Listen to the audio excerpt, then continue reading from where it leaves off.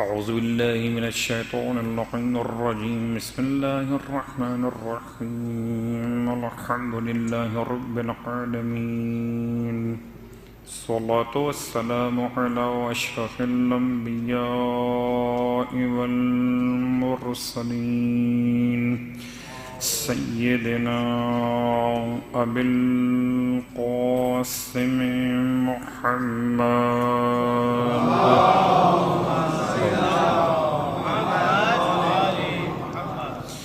وعلى أهل بيته الطيبين الطاهرين واللعنة الدائمة على أعدائهم أجمعين. أما بعد، فقد قال الله تبارك وتعالى في كلامه الحميد وفرقانه المجيد قوله الحق وهو أصدق القائلين. بسم الله الرحمن الرحيم.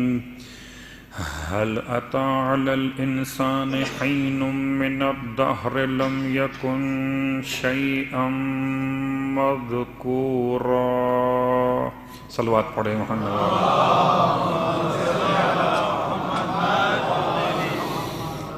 تمام تعریفیں خدائے بزرگ و برتر کے لیے، جس کی رحمتوں کے نتیجے میں سانسوں کی آمد و رفت جاری و ساری، اور تمام ہدیہ درود و سلام و نزوات مقدسات کے لیے کہ جن کی محبتوں میں، جن کی تعلیمات کے نتیجے میں سانسوں میں خوشبو عبادت جاری و ساری ہے.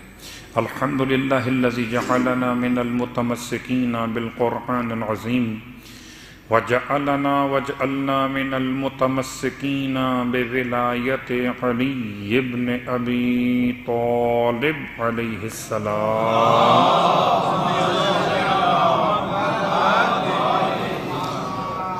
وجعلنی وإیاکم انشاء اللہ من الطالبین بثأرہ مع ولیہ الامام المہدی من آل محمد علیہم السلام.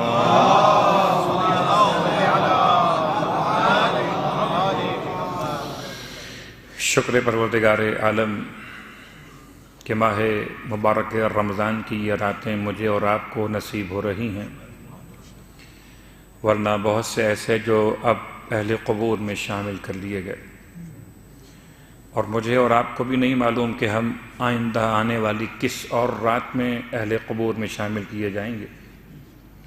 اس سے پہلے کہ انسان اہل قبور میں شامل ہو جائے اور پھر کف افسوس ملے، اپنے ان اوقات اور ایام کو یاد کرے کہ کاش کچھ اور ثواب بھی حاصل کر لیا ہوتا، کاش کوئی اور عبادت بھی انجام دے کر اپنے ان وقتوں کو محفوظ کر لیا ہوتا. انسان کو چاہیے کہ افسوس کی کیفیت میں جانے سے پہلے اپنے دامن اعمال میں نیکیوں کا اضافہ کرتے ہوئے چلے، اس یقین کے ساتھ کہ نہ میں نے واپس پلٹ کے یہاں پر آنا ہے اور نہ آپ نے واپس دنیا میں آنا ہے. ایک مرتبہ چلے گئے تو چلے جائیں گے، اور جانے سے پہلے خدا نے ایک ایسا بازار آخرت بنا دیا، خاص ماہ مبارک رمضان، کہ سونا عبادت ہو گیا ہے، سانس لینا تسبیح پروردگار کے برابر ہو گیا ہے. تو اگر سونا اتنا قیمتی ہو جائے تو جاگنا کتنا قیمتی ہوگا. تو جاگتے رہیے، ایسا جاگنا کہ جس سے معرفت قرآن بھی حاصل ہو اور انسانیت کی شناخت بھی ممکن ہو سکے. صلوات پڑھیں محمد علیہ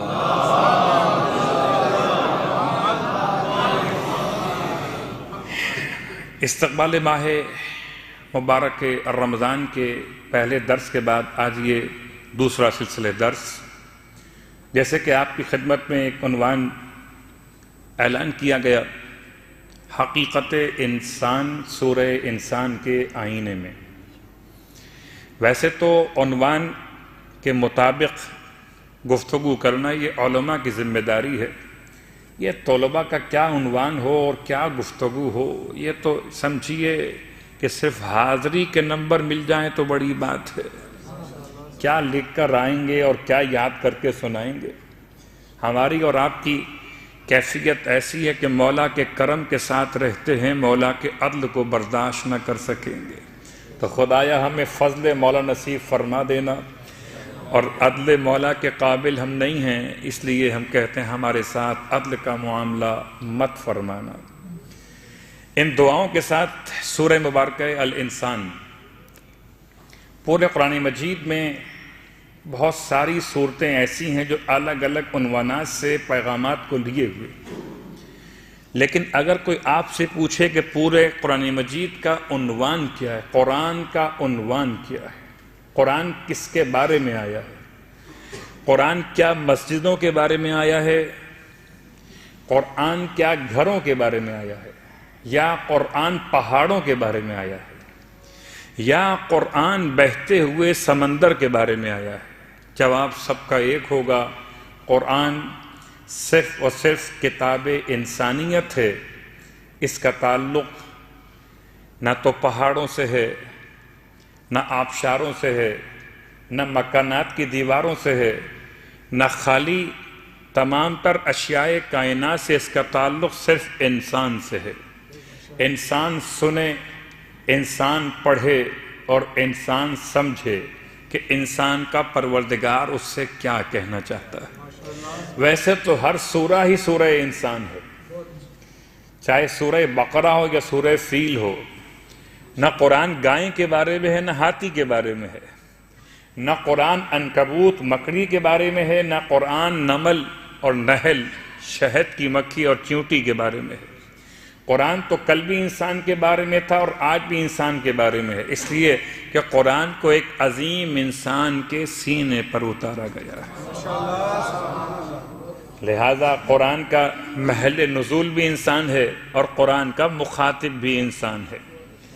اب چاہے بطور خطابت کے فن کے کہیے، ہم پاکستان کے ایک ایسے خطیب کو جانتے ہیں جو خطابت کا زور ہوا کرتا تھا تو فن خطابت کی بنیاد پر آیتیں ایسے تلاوت کرتے تھے اور یہ کہتے تھے کہ خدا تجھ سے کہتا ہے، یا مولائے متقیان علی ابن ابی طالب علیہ السلام کا وہ جملہ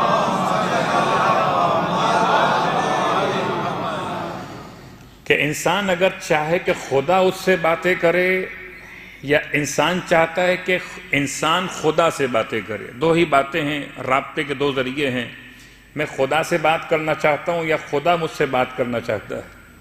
عجیب بات ہے، دونوں میں میری مرضی شامل ہے،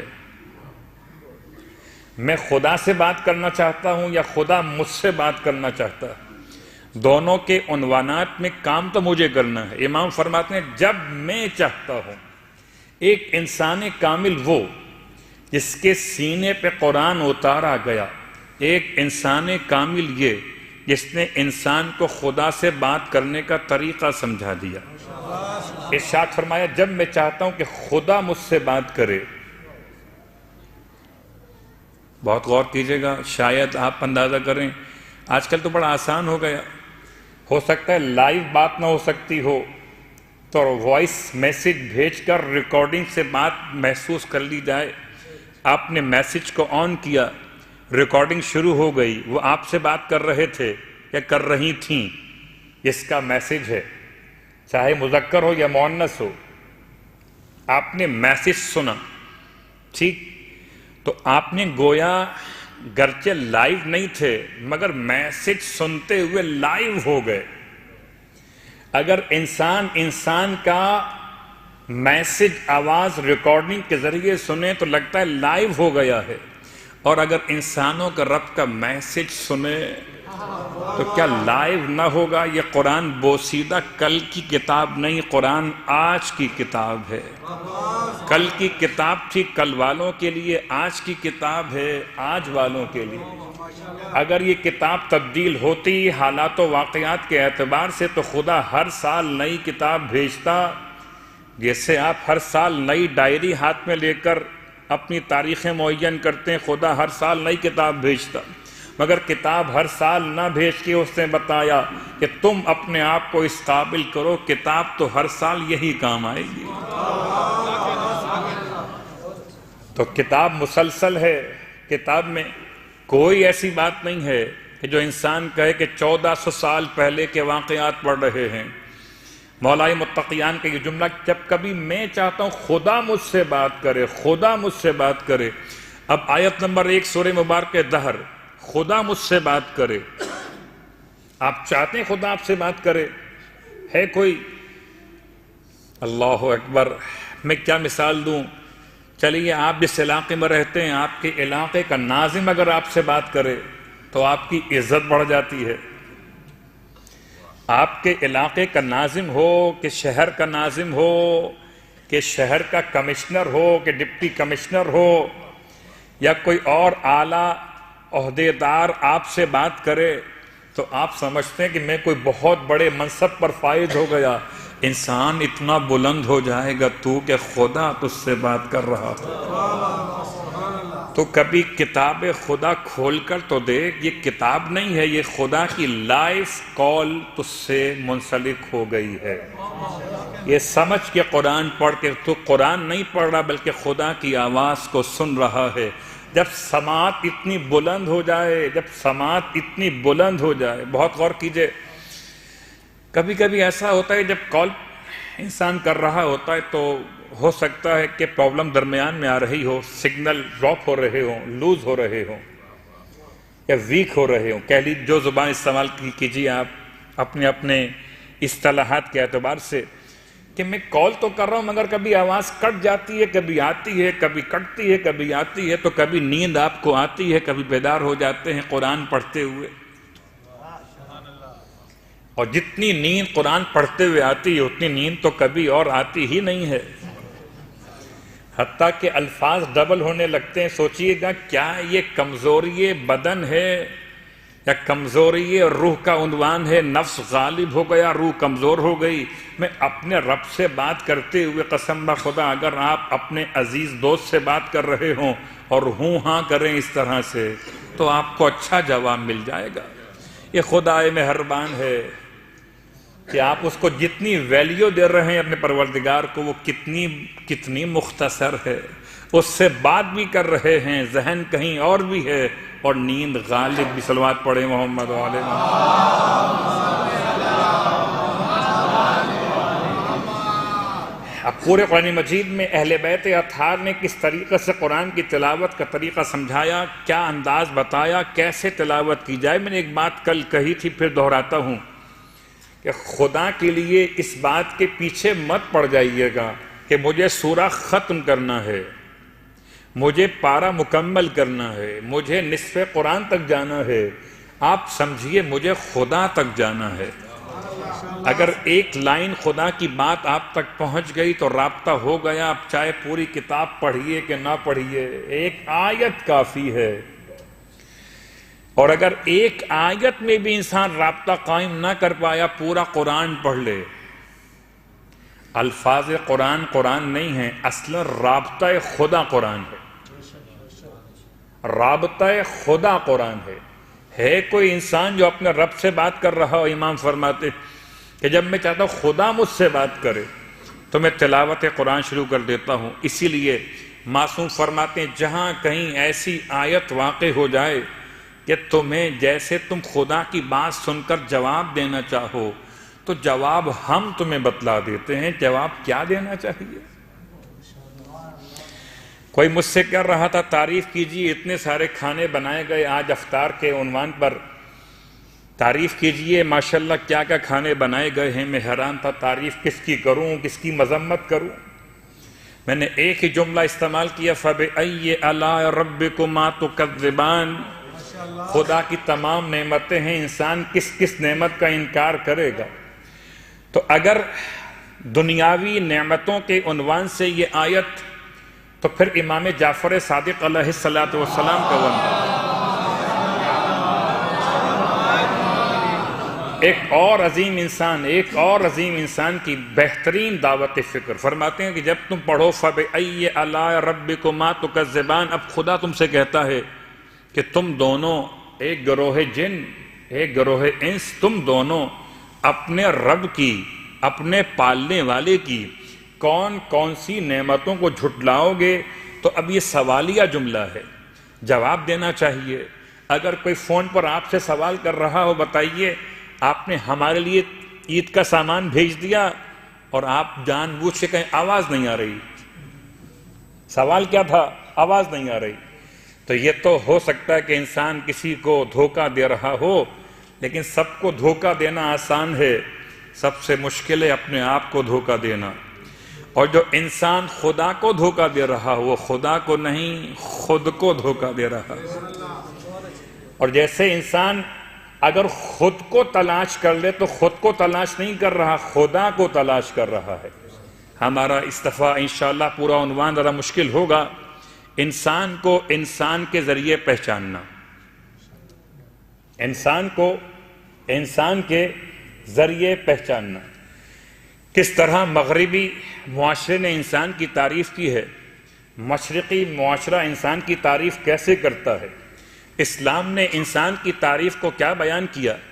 انسان کی تعریف آیا اتنی مشکل ہے کہ اس پر غور کیا جائے، اور انسان کی تعریف میں کیا بحران بھی واقع ہوئے؟ جی، تمام باتیں ہیں، مگر آہستہ آہستہ مولائے متقیان علی ابن ابی طالب علیہ السلام کے فرمان پر متوجہ ہوتے ہیں.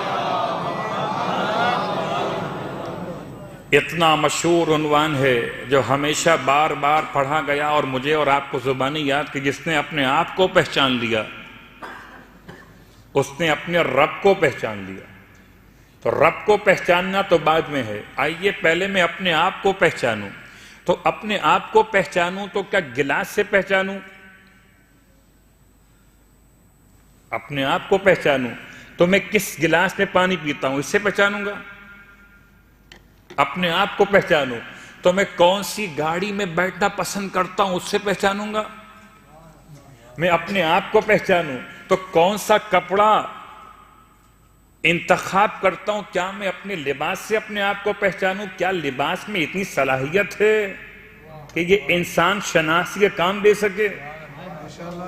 کیا شیشے کے اس گلاس میں اتنی صلاحیت ہے کہ یہ خدا کے خلیفہ کی نشاندہی کر سکے؟ کیا درو دیواروں، گاڑیوں، سامانوں، مکانوں، جائیداد میں اتنی صلاحیت ہے؟ یہ پتھر کی بنی ہوئی چیزیں کیا خدا کی خاص مخلوق جس کے لیے حدیث قدسی ہے، سرکار ختمی مرتبہ احمد مجتبیٰ محمد مصطفیٰ صلی اللہ علیہ وسلم ارشاد فرماتے ہیں کہ اللہ نے اپنے بندوں سے ارشاد فرمایا خلقت الافلاک لاجلک، یہ افلاک کی محفل میں نے سجائی انسان تیرے لیے ہے.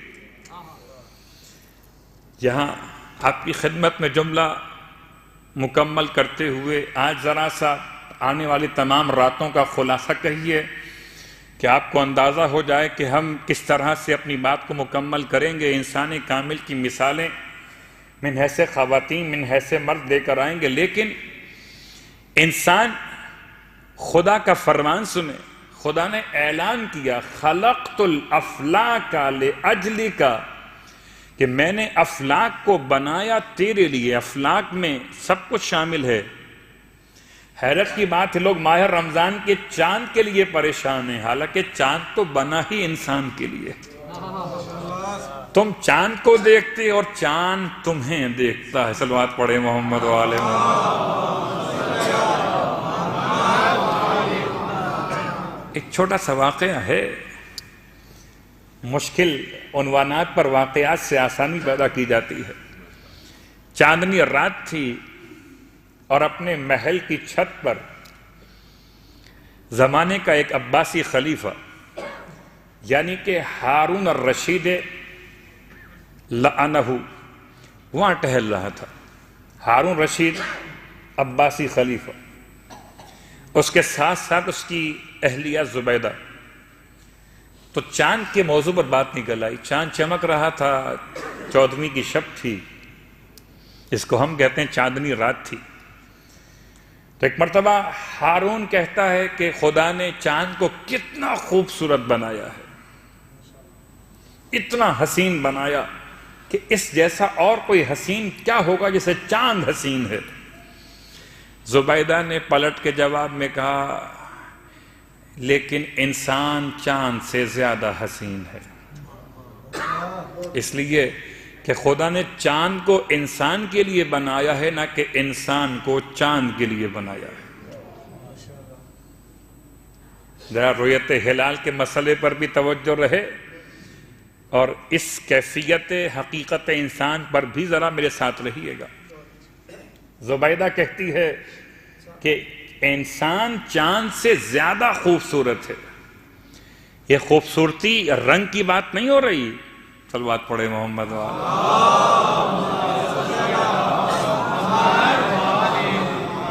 رنگ تو چڑھتے ہیں اتر جاتے ہیں، کبھی رنگ زرد ہو جاتا ہے، کبھی رنگ سرخ ہو جاتا ہے، تو رنگ کو چھوڑ دیجئے، رنگ الہی اختیار کیجئے کہ بدلتے رہتے ہیں انداز کوفی و شامی، حقیقت ابدی ہے مقام شبیری۔ تو جو اللہ کا رنگ ہو تو ہمیشہ رہے گا، باقی جو اور رنگ ہیں وہ تو آتے اور جاتے رہتے ہیں۔ کریم استعمال کیجئے گورے ہو جائیے، کریم کا استعمال چھوڑ دیجئے دھوپ میں کام کیجئے کالے ہو جائیے۔ تو چاند خوبصورت ہے یا انسان؟ وہ کہتا ہے چاند زیادہ خوبصورت ہے، انسان بھلا چاند کا مقابلہ کہاں کر سکتا ہے؟ زبیدہ کہتی نہیں، آپ غلط کہتے ہیں، کہ اگر تو نے اپنی بات کو ثابت نہ کیا تو تجھے طلاق دے دوں گا۔ اگر تو نے اپنی بات کو ثابت نہ کیا، اب تو پورے علاقے میں ایک کیفیت بحث کی ہو گئی کہ کہاں سے لائیں حدیث، کہاں سے لائیں قرآن کی آیت۔ اگر یہ ثابت نہ کر سکے تو زبیدہ کو طلاق ہو جائے گی، اور زبیدہ کو طلاق ہو جانے کا مطلب ہارون کا گھر برباد ہو جائے گا۔ ہارون کہتا ہے چاند افضل ہے، سارے دربار کے صاحبان علم اسی کے ہمنوا ہو گئے۔ ہاں واقعاً چاند زیادہ خوبصورت ہے، خدا معلوم آئینے میں کیا دیکھا کہ چاند اچھا لگا، خدا معلوم آئینے میں کیا دیکھا کہ چاند اچھا لگا۔ چاند بڑا خوبصورت ہے، انسان کہاں؟ انسان کے تو دیکھیں آپ، بال نکل آتے ہیں، یہ نکل آتا ہے، کیا انسان کہاں خوبصورت ہے؟ اب یہ بحث علماء کے درمیان شروع ہوئی کہ کوئی دلیل قائم کی جائے۔ سارے علماء مل کر بھی دلیل قرآن سے تلاش کرنے میں ناکام ہو گئے۔ حدیث تو بہت دور کی بات، قرآن سے کوئی دلیل نہ لا سکے۔ اتفاق سے وقت نماز ہوا تو ان کے درمیان حضرت بہلول دانا چلے آئے، اور یہ ایک خاص اتفاق ہوا کرتا تھا اس زمانے میں، اور اتحاد کی ایسی علامت تھی کہ وہاں پر اگر بہلول آ جائیں تو باقی اور لوگ نماز نہیں پڑھاتے تھے، جماعت کے لیے بہلول کو آگے کر دیا کرتے تھے۔ اگر ساتویں امام کا ایک چاہنے والا امت کے علماء کو جماعت کرا سکتا ہے تو فرزند زہرا سب پیچھے ہٹ گئے، آپ نماز پڑھائیے۔ حالانکہ بہلول بہت بڑے فقیہ، بہت بڑے عالم، مگر ابھی بشکل دیوانے آل محمد کے ہیں، حکم امام کے اعتبار سے آپ کو آگے بڑھا دیا گیا، آپ آگے کھڑے ہو گئے، اور خوب انتخاب کرتے تھے سورہ الحمد مکمل کی، اور الحمد مکمل کرنے کے بعد آپ نے سورہ والتین کی تلاوت شروع کی۔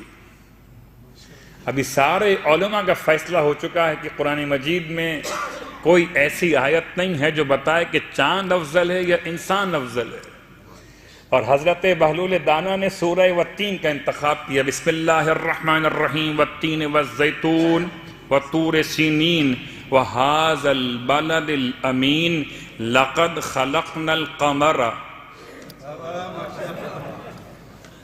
فی احسن تقویم۔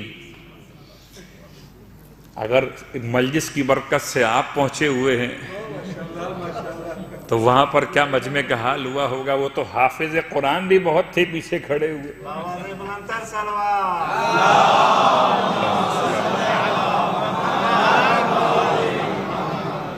لقد خلقنا الانسان کے بجائے حضرت بہلول نے آیت کو تبدیل کیا، پڑھا لقد خلقنا القمر فی احسن تقویم، پیچھے سے لقمہ دیا گیا، لقد خلقنا الانسان فی احسن تقویم۔ آپ نے پھر ریپیٹ کیا القمر، پھر القمر، لگتا ہے نماز شروع نہ کی تھی بلکہ سمجھانے کے لیے نماز کی شکل اختیار کی تھی کہ تیسری بار منہ موڑ کے فرمایا کہ اسی بات کا جھگڑا کر رہے ہو، خدا قسمیں کھا کر کہتا ہے وَالتِّينِ وَالزَّيْتُونِ وَطُورِ سِينِينَ وَهَذَا الْبَلَدِ الْأَمِينَ، 4 قسمیں کھا کے خدا کہتا ہے لَقَدْ خَلَقْنَا الْإِنسَانَ فِي أَحْسَنِ تَقْوِيمٍ۔ تم کہتے ہو چاند انسان سے افضل، صلوات پڑھے محمد والے۔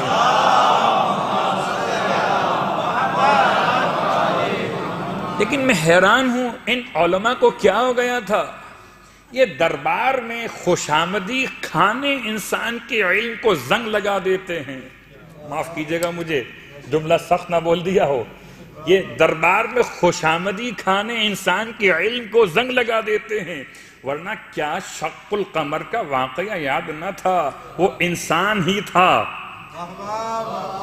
عبداللہ کا لخت جگر تھا، آمنہ کا نور نظر تھا، خدا کا حبیب تھا، کائنات کا مقصود تھا۔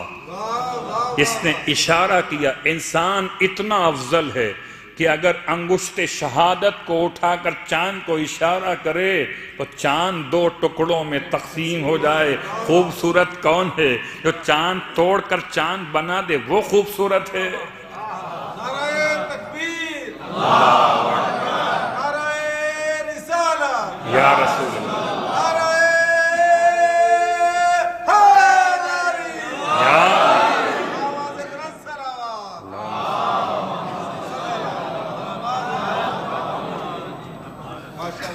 تو حقیقت انسان کے قدرہ سے قریب ہوتے ہوتے ایک مثال ہم نے قائم کی کہ بہت سے مقامات پہ انسان کے لفظ کو سمجھنے کے لیے سورہ مبارکہ الانسان کا انتخاب اس لیے کیا کہ یہ واحد سورہ ہے جو خاص بخاص سورہ انسان کے نام سے آج بھی پہچانا جاتا ہے۔ اب اگر کوئی سورہ کی تلاوت کے فضائل کو معلوم کرنا چاہے تو 2 روایت سن لیجئے، لیکن روایت سننے سے پہلے یاد رکھیے کوئی بھی سورہ کے پڑھنے کے فائدے اس کے نزول کی حیثیت کو محدود نہیں کرتے۔ کیا مطلب؟ سورہ مبارکہ دہر کی تلاوت اللہ کے رسول کی روایت کے اعتبار سے اگر کوئی مداومت کرے، اس کو مسلسل پڑھے، تو خدا بند عالم اسے جنت حریر سے سیراب کرے گا، فیضیاب فرمائے گا، اور جنت حریر کے ساتھ ساتھ خدا اس کے نفس کو مضبوط کر دے گا۔ کچھ کہتے ہیں مولانا مجھ میں قوت ارادی کی کمی ہو گئی ہے، فیصلہ کرتے ہوئے ٹھنڈے پسینے آنے لگتے ہیں، جب سے کچھ واقعات مجھ پر گزرے ہیں، حادثات میں پڑ گیا، تب سے میں کمزور ہو گیا ہوں۔ جو انسانیت میں کمزوری محسوس کرے اسے سورہ انسان پڑھنا چاہیے۔ جو انسانیت میں کمزوری محسوس کرے اسے سورہ انسان کی تلاوت کرنا چاہیے۔ اور اس کے ساتھ ساتھ دوسرا مسئلہ، ہمیں نہیں معلوم کہ آپ کے یہاں موسم کیسا ہے، نظام تعلیم کیسا ہے، کب امتحانات ہوتے ہیں۔ ہمیں تو اتنا اندازہ ہے کہ ایک شکایت والدین کو رہتی ہے اولاد سے۔ ابھی مجھ سے پہلے انتظامی امور کے اعتبار سے برادر شکریہ ادا کر رہے تھے کہ آپ نے مدرسے میں بچوں کو لا کر ایک بہت بڑا اہم ترین کارنامہ انجام دیا کہ آپ نے اپنی اولاد کو اس بارگاہ سے متصف کر دیا جہاں علم محمد و آل محمد کی برکت سے عطا کیا جاتا ہے۔ ایک شکایت رہتی ہے کہ بچے پڑھائی میں دلچسپی کم لے رہے ہیں۔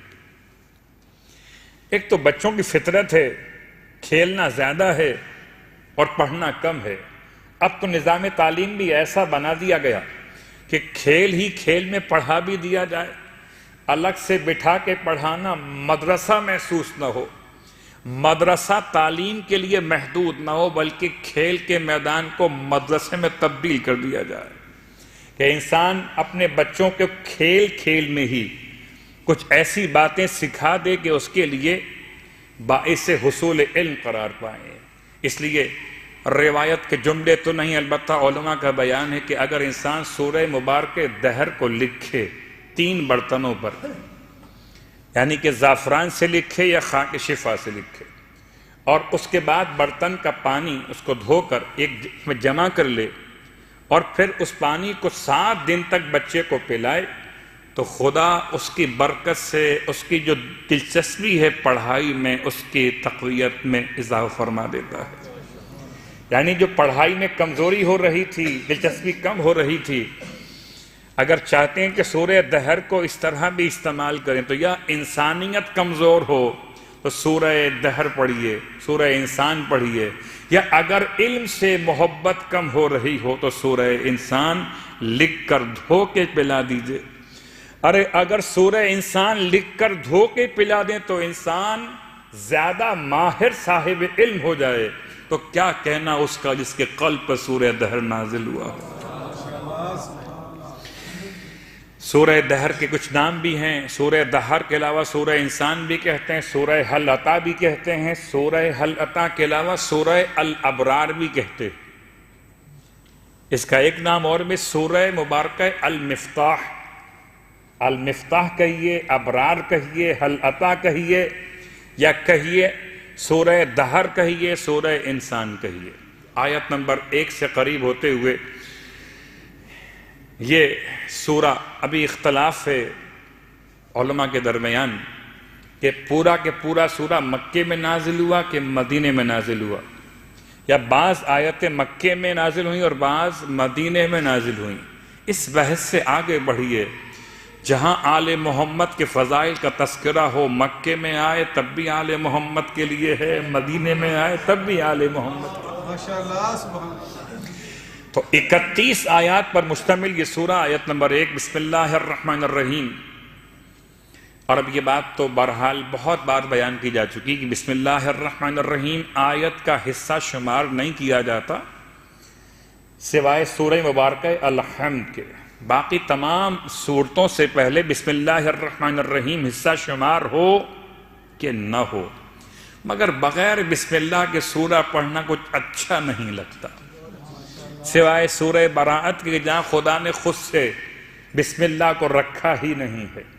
بسم اللہ الرحمن الرحیم واحد آیت قرآن ہے کہ جو صرف قرآن کی آیت نہیں ہے بلکہ قرآن سے پہلے بھی 4 آسمانی کتابوں میں بسم اللہ الرحمن الرحیم موجود ہے۔ اگر موجود نہ ہو تو حضرت سلیمان قرآن کے نزول سے بہت پہلے خط لکھ رہے تھے ملکہ سبا بلقیس کے نام، انہو من سلیمان انہو بسم اللہ الرحمن الرحیم۔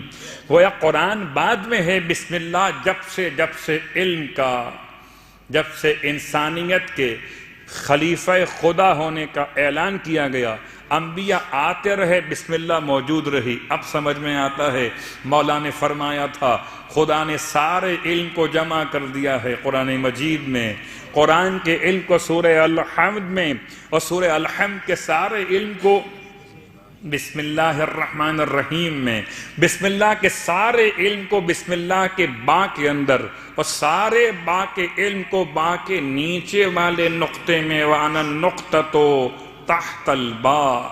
قرآن ہے کہ نہیں ہے مگر علم بھی پہلے سے ہے، اور علم کے عنوان پر نقطہ بائے بسم اللہ علی ابن ابی طالب علیہ السلام،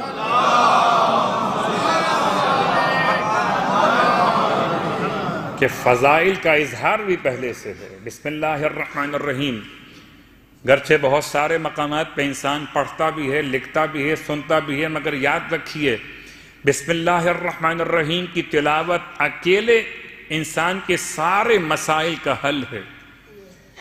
کبھی اگر آپ کو رات میں سر میں درد واقع ہو جائے تو بجائے پین کلر استعمال کرنے کے لکھیے بسم اللہ الرحمن الرحیم، اور جو سر پر پہن سکتے ہوں، کوئی کیپ ہو کہ کوئی ٹوپی وغیرہ ہو یا کوئی اور ہیٹ وغیرہ ہو، اس کے اندر رکھ لیجئے اس کو، کہ مولائے متقیان نے سر کے درد کا علاج اسی طرح سے فرما دیا تھا۔ اگر انسان بسم اللہ الرحمن الرحیم کی عظمت کو محسوس کرنا چاہے تو اتنا کافی ہے کہ ہر کام کو انجام دیتے ہوئے، ہر شے اٹھاتے ہوئے، ہر ہاتھ بڑھاتے ہوئے بسم اللہ الرحمن الرحیم عادت بنا لیجئے کہ عادت بھی ہو جائے گی اور عبادت بھی ہو جائے گی۔ حل اتی علی الانسان حین من الدہر لم یکن شیئا مذکورا۔ یہ حل اتا اصلاً استفہام ہے، اور یہ استفہام انکاری ہے کہ ایسا زمانہ تو آیا ہی نہیں ہے۔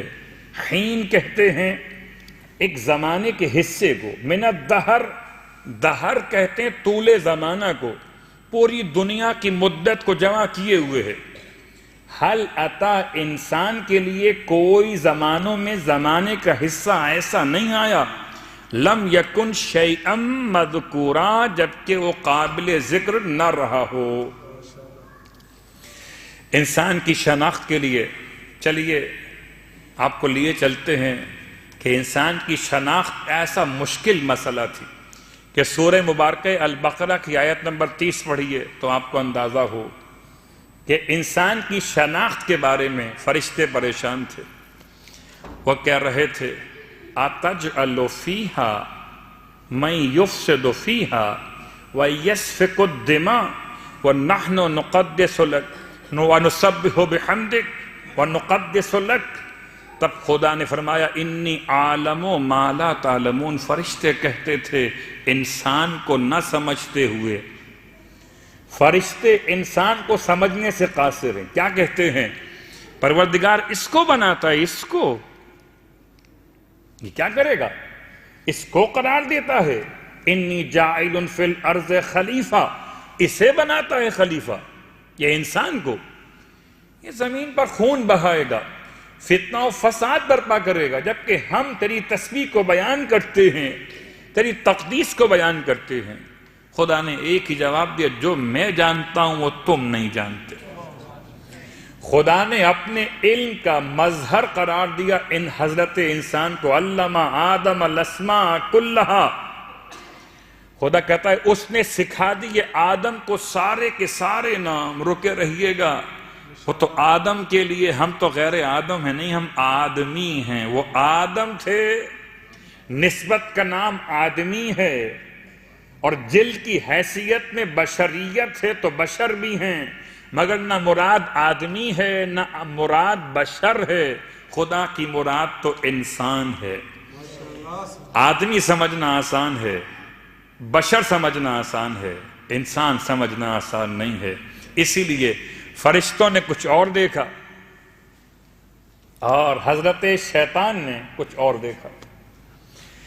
شیطان کیا کہتا، قرآن مجید کے الفاظ موجود ہیں، کہتا ہے خلقتہ من طین وخلقتنی من نار، تو نے اسے بنایا مٹی سے، مجھے بنایا آگ سے، میں اس سے بہتر ہوں۔ تو فرشتوں کی نگاہ انسان کے بارے میں اور ہے، شیطان کی نگاہ انسان کے بارے میں اور ہے، اور رہا خود انسان، قرآن کہتا ہے انسان اگر خاسر ہو جائے، گھاٹا اٹھانے والوں میں سے ہو جائے، تو اس سے بدتر کوئی اور ہو سکتا ہی نہیں، اور اگر انسان فائدہ اٹھانے والوں میں شامل ہو جائے تو قسم بخدا فرشتے اس کی خدمت کے لیے نازل ہو جاتے ہیں۔ صلوات پڑھیں محمد و آل محمد۔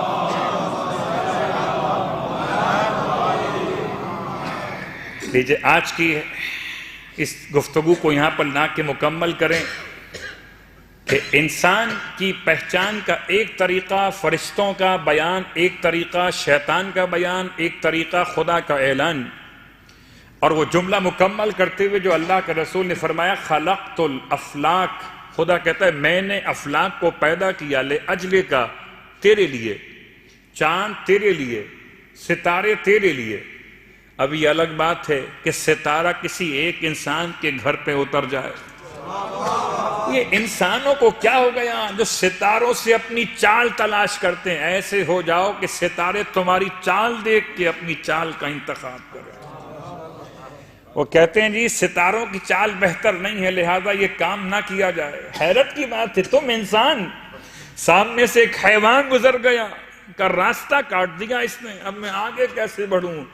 تم انسان ہو کہ حیوان سے کمتر کوئی بدتر حیوان ہو؟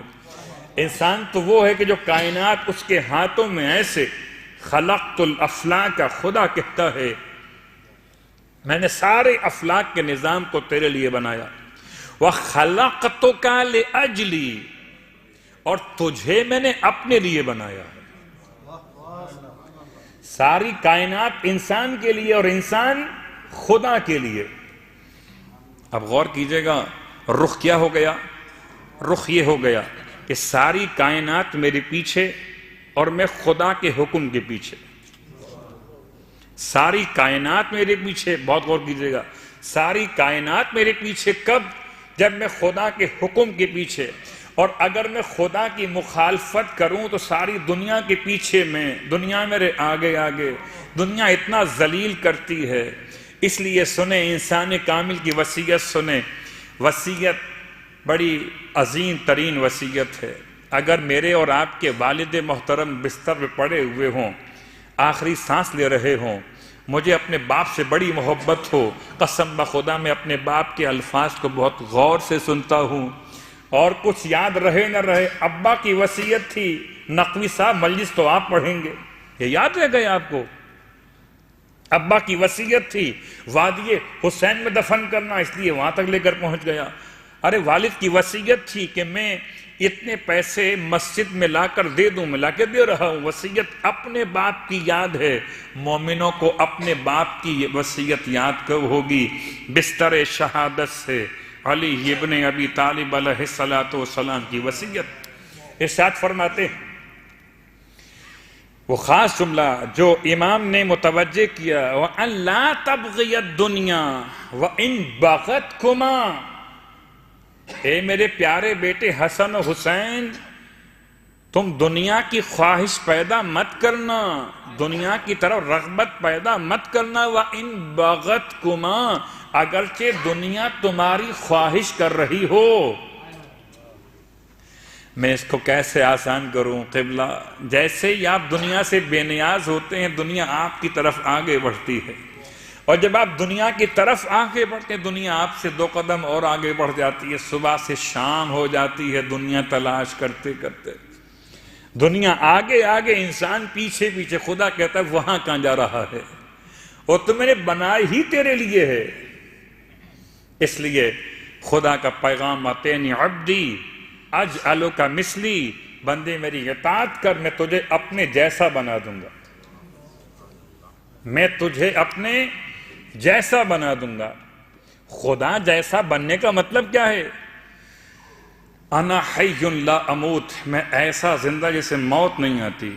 اجعلک غنیا لا تموت، تجھے زندہ جاوید کر دوں گا کہ مر کر بھی نہیں مرے گا. انا مہما اشا یکن، میں ایسا جب چاہتا ہوں تو کہتا ہوں ہو جا تو وہ ہو جاتا ہے. اجعلک مہما تشا یکن، تجھے بھی ایسا کر دوں گا کہ تو چاہے گا تو ہو جائے گا. اب اسی لیے شاید مولائے متقیان علی ابن ابی طالب علیہ السلام کا وہ فرمان،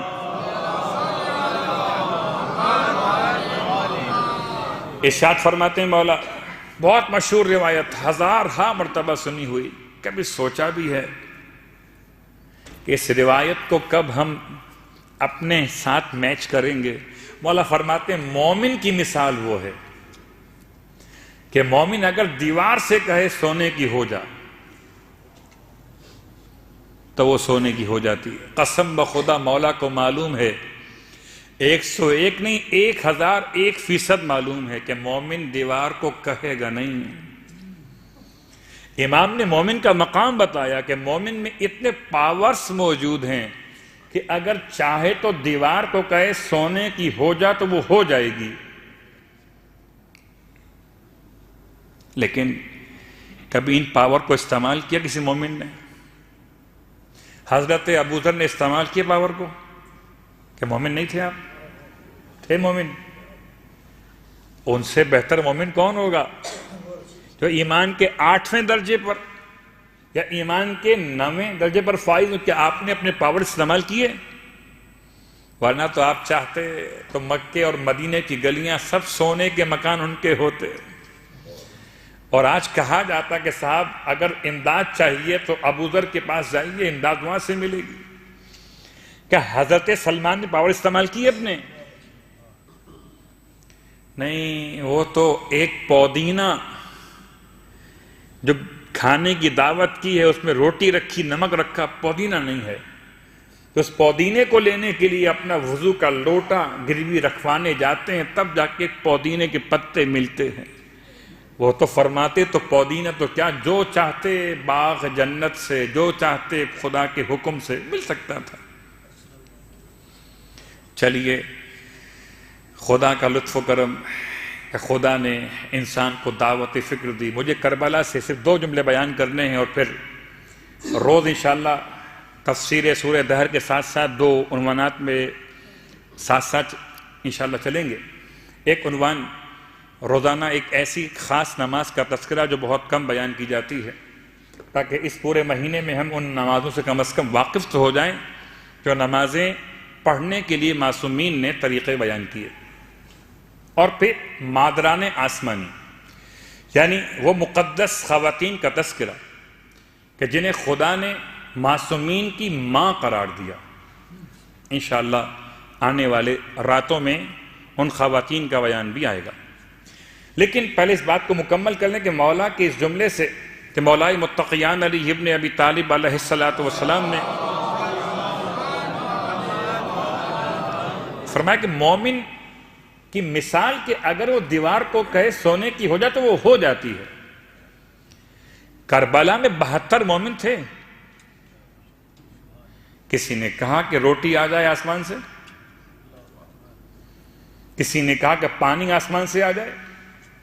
اصغر تو بہت دور، مولا تو بہت دور. کربلا کا ہر ایک عام شخص مولا کا ناصر، عام شخص مولا کا ناصر.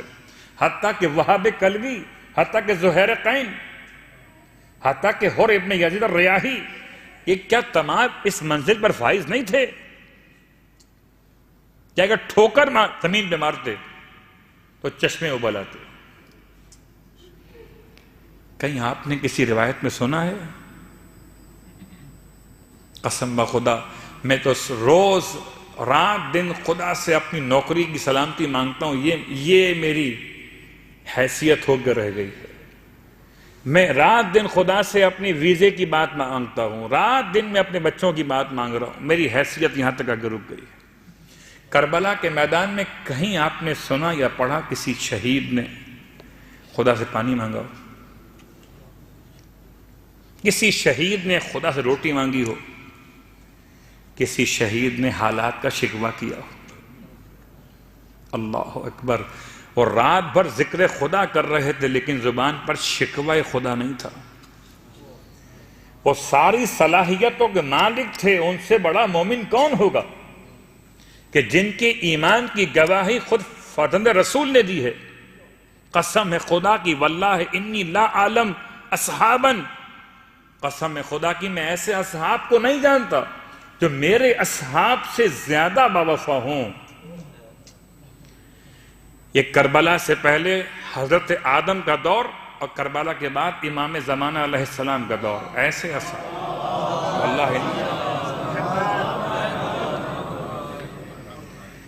تو انسان کامل اور انسان کی حیثیت، خدا کہتا ہے اگر تم میری اطاعت کرو گے میں تمہیں اپنے جیسا بنا دوں گا، ایسا بنا دوں گا کہ انا غنی لا افتقر، میں ایسا بے نیاز جو کسی کا محتاج نہیں ہوتا.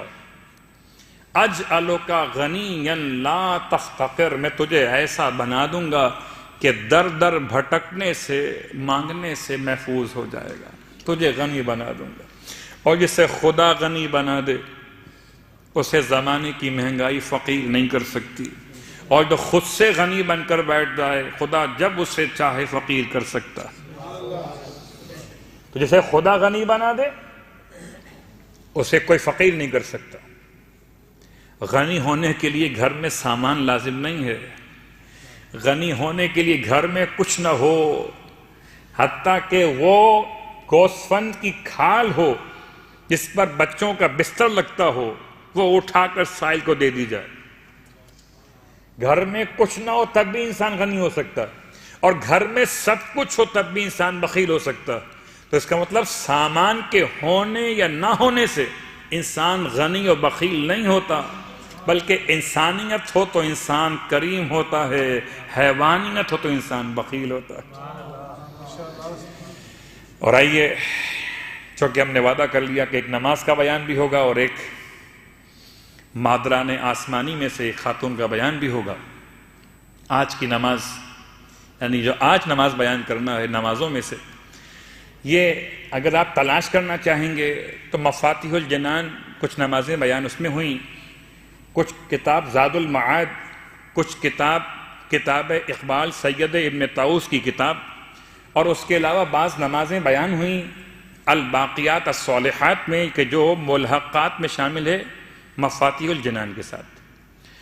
اس میں سے ایک نماز کا نام ہے صلاۃ العفو، یا اردو میں کہیں العفو، نماز عفو، معافی مانگنے والی نماز. صلوات پڑھے محمد والے.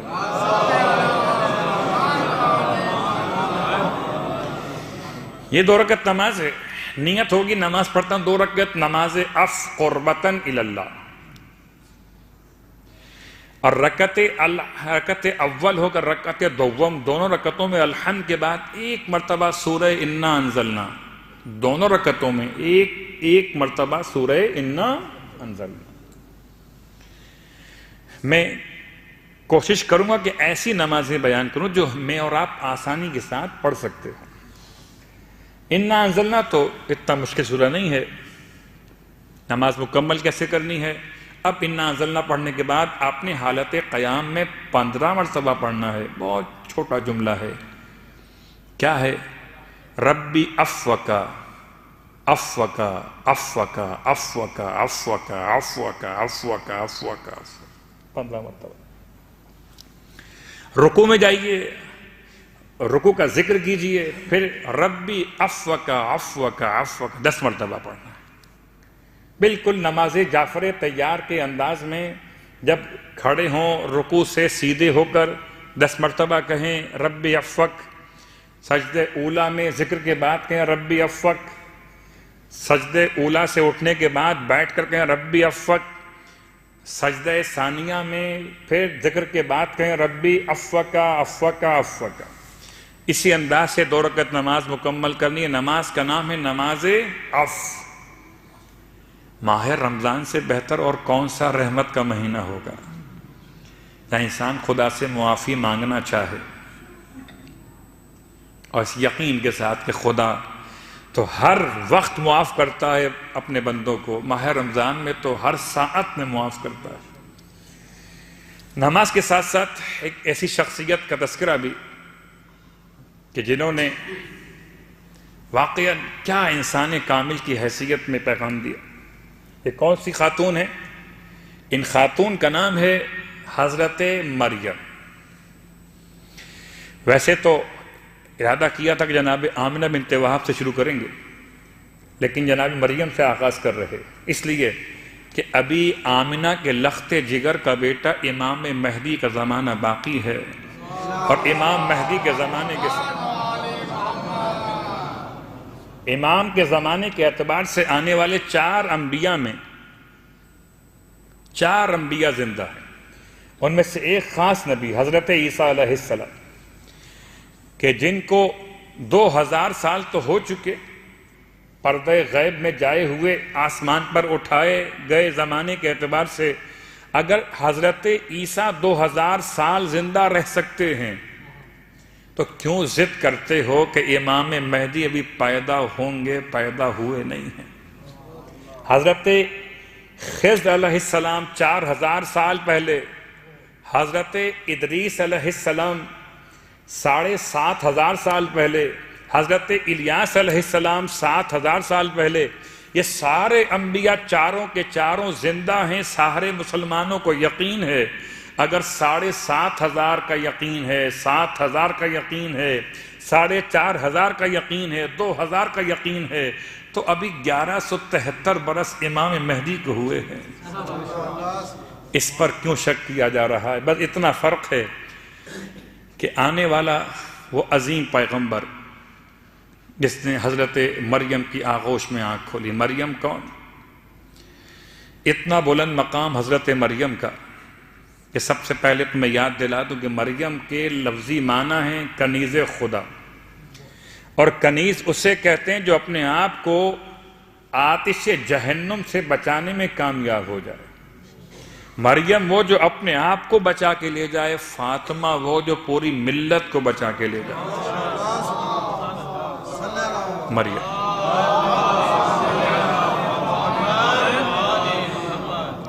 پورے قرآن میں سب سے زیادہ جس خاتون کا نام بار بار لیا گیا، حضرت مریم۔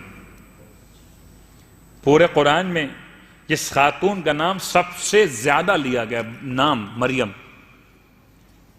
حضرت مریم۔ خدا نے حضرت مریم کے والد جناب عمران، جن کا نام عبرانی اعتبار سے یواقین ہے اور عربی اعتبار سے آپ کو عمران کہتے ہیں، آپ کی جو والد جناب حنہ خاتون بڑی مومنہ ہیں، اور حنہ خاتون کی یہاں اولاد نہیں ہو رہی تھی۔ آپ نے خدا کی بارگاہ میں منت وانی نظر کی ہے کہ مجھے خدا صاحب اولاد کر دے تو میں اپنی اولاد کو، جب خدا مجھے بیٹا عطا کرے گا تو میں اسے بیت المقدس کی خدمت کے لیے وقف کروں گی۔ پروردگار نے آپ کی دعا قبول کی، صاحب اولاد ہو گئیں، مگر جیسے ہی ولادت ہوئی جناب مریم کی تو حضرت حنہ خاتون کی آنکھوں میں آنسو آ گئے۔ پروردگار یہ بیٹی ہے اور تو جانتا ہے کہ یہ بیٹی ہے، اور بیٹی بیٹے کی طرح نہیں ہو سکتی ہے، اب میں کیسے منت پہ عمل کروں؟ پروردگار انی سمیتھا مریم، میں نے اس کا نام مریم رکھ دیا ہے۔ یہ کون؟ حضرت عیسیٰ کی ماں، ابھی خود آغوش مادر میں، اور جناب حنہ خاتون نے نام مریم رکھا، اور اس کے بعد اب انتخاب یہ ہے کہ کون ہے جو کفالت کرے گا۔ کہتے ہیں زمانے کا بادشاہ اس وقت یہودی بادشاہ ہے، ہردوس یا ہراویس کے نام سے یا ہیرادوس کے نام سے، اور اس نے تمام علماء کو جمع کیا کہ کون بچی کو سنبھالے گا، تو کہا پہلی مرتبہ کوئی بچی آئی ہے تو کوئی ایسا انتخاب کیا جائے کسی کو اختلاف نہ ہو۔ کیوں کہ خاندان کس کا ہے؟ خاندان حضرت مریم کے بابا کا خاندان حضرت ابراہیم کا خاندان ہے۔ حضرت ابراہیم کے بیٹے جناب اسحاق، اسحاق کے بیٹے یعقوب، یعقوب کے بیٹے لاوی، اور لاوی کی اولاد میں سے حضرت بواقین یعنی کہ عمران۔ تو اب ذریہ طیبہ بھی ہیں، نسل ابراہیم بھی ہیں، اور حضرت عیسیٰ کی ماں بنے وہ مریم خاتون، یہ ان کی آغوش میں ہے۔ اور تمام صاحبان علم اور عبادت کو جمع کیا گیا کہ اپنا اپنا قلم لے کر آئیے۔ خدا کا بڑا احسان ہے کہ نبوت کے واقعات میں قلم کا تذکرہ آ گیا۔ اگر حضرت مریم کی کفالت کے لیے نہ جسم دیکھا گیا، نہ جان دیکھی گئی، بلکہ علم کی صلاحیت دیکھی گئی۔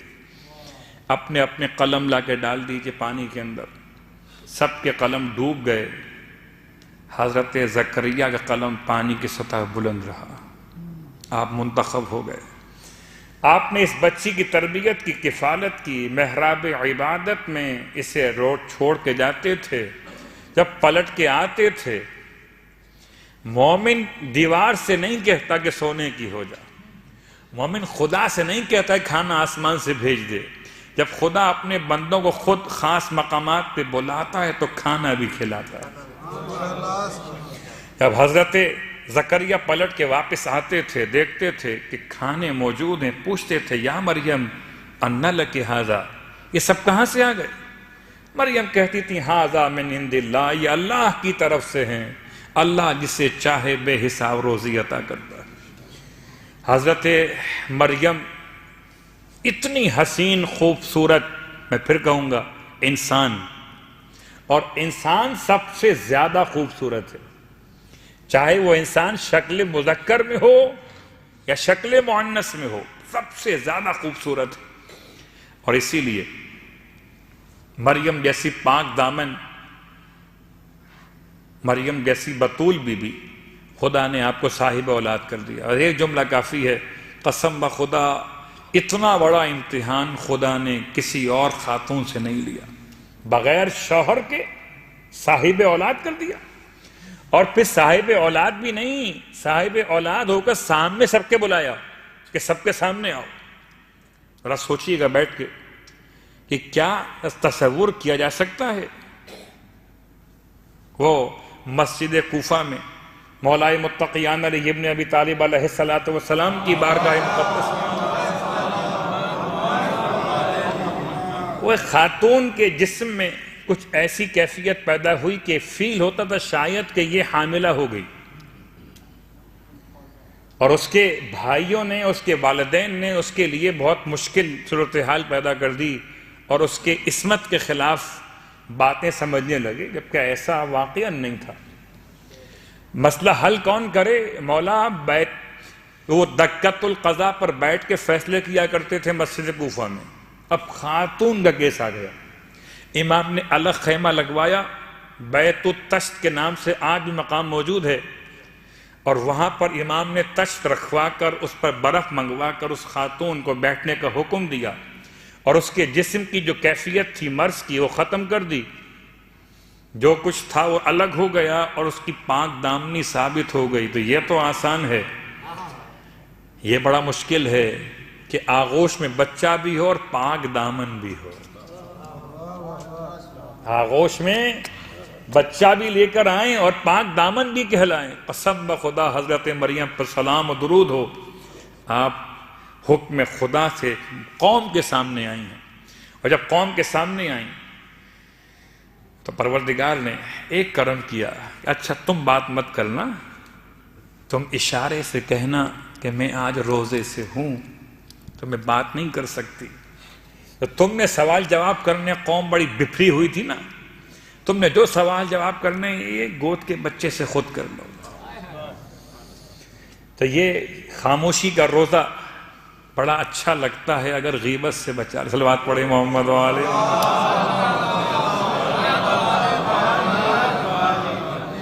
اس سے بات کر لو. قوم کے افراد نے کہا اس سے کیسے بات کریں؟ کیف نکلم من کان فی المہد صبیا، اس سے کیسے بات کریں، یہ تو ابھی گود میں ہے، بچہ ہے.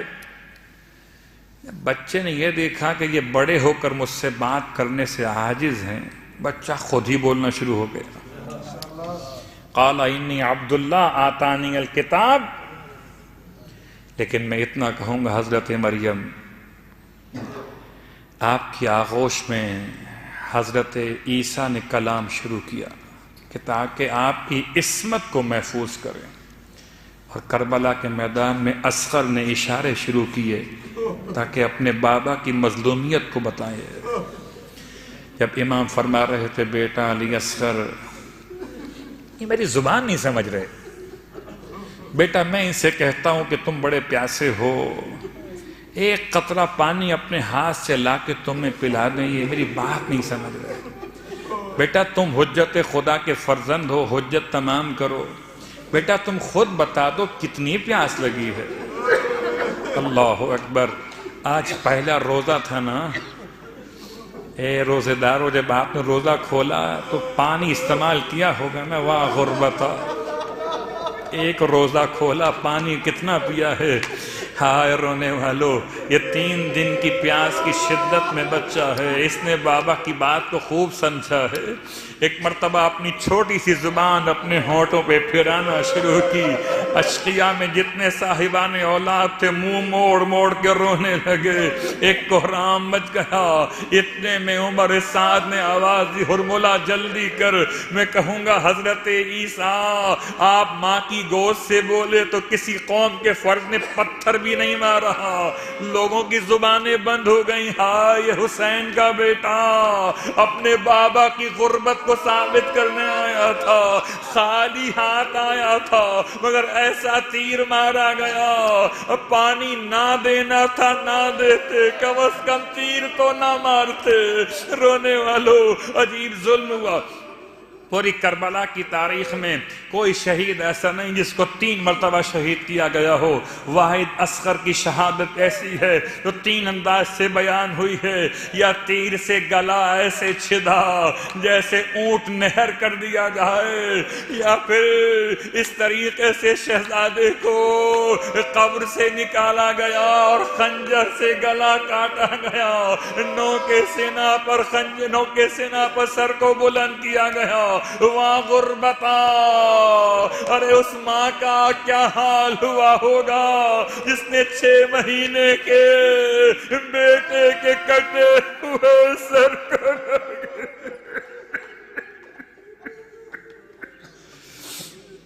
اللہ ولعنۃ اللہ علی القوم الظالمین وسیعلم الذین ظلموا ای منقلب ینقلبون۔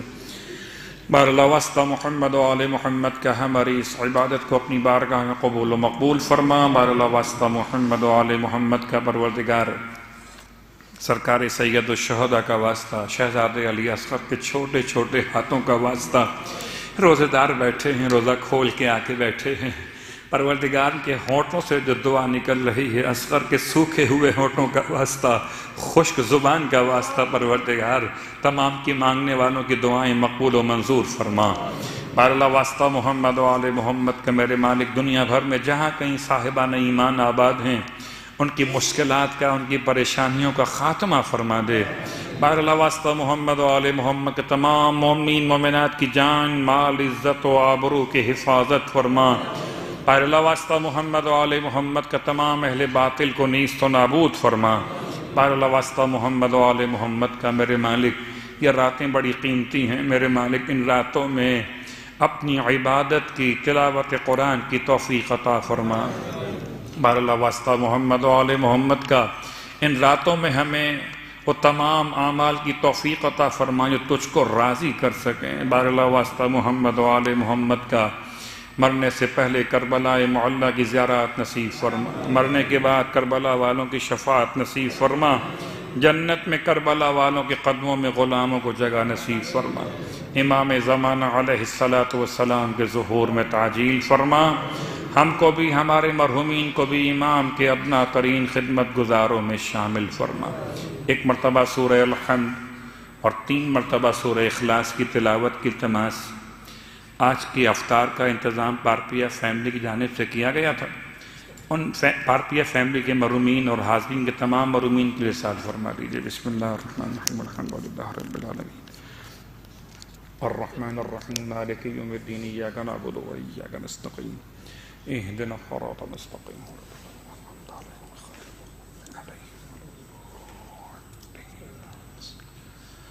بسم اللہ الرحمن الرحیم، قل هو اللہ احد، ربنا تقبل منا انك انت السميع العليم بجاہ محمد وعلہ المعصومین۔ ماہ مبارک رمضان میں امام بارگاہ کے انتظامیہ کی طرف سے مسلسل ایک آپ کے لیے خدمت کا عنوان رہتا ہے کہ جو مومنین اپنی نمازیں قضا نہیں پڑھ پاتے ہیں ان کے لیے بہرحال ایک موقع رہتا ہے کہ وہ اپنی نمازیں قضا یا اپنے والد مرحوم یا والدہ مرحومہ کی نمازیں قضا پڑھنا چاہیں تو بشکل جماعت، بنیت جماعت میں انشاءاللہ یہ انتظام رہتا ہے کہ 2 دن کی نمازیں قضائی بھی جماعت کے ساتھ پڑھائی جاتی ہے۔ آپ اپنی عبادت میں ثواب میں اضافے کے عنوان سے جماعت کے ثواب کے حصول کے لیے شرکت فرمائیں۔ خدا ہماری اور آپ کی اعمال و عبادات قبول و مقبول فرمائے۔ برحمتک یا ارحم الراحمین۔